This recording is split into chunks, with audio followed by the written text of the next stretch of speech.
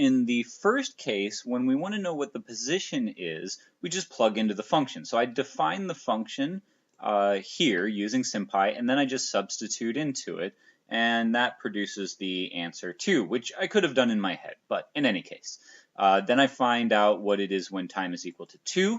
That's the same thing. Then I find the average velocity, which is just the change in position, the answer to the 2 previous problems subtracted, 15 minus 2, divided by the time change, which is obviously 1. The next thing I do is find the average velocity over a smaller time interval.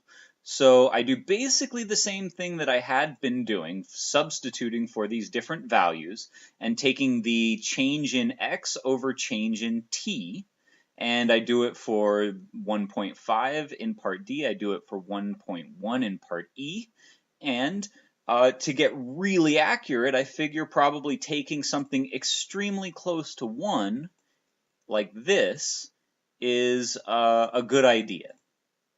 And when I run this code, you can see down here that it seems the exact velocity when is approaching 5, right? There might be some decimals out here, but they seem to be vanishing, and this number is getting extremely close to the number 5. So that's the answer. Now, down here, we'll use a sequence of secant lines to find the equation of the tangent line.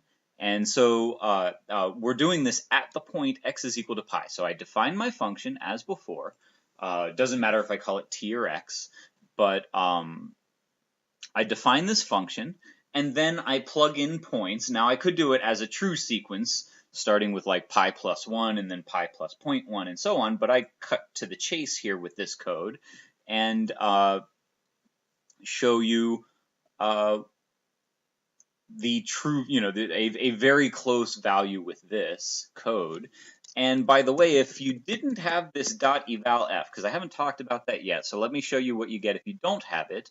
And you get this somewhat meaningless looking answer. It's very hard to read this. Now, if you knew what you were doing, you could tell that this e minus 8 means that this number is moved 8 decimal points to the left and therefore is very close to 0, so almost negligible.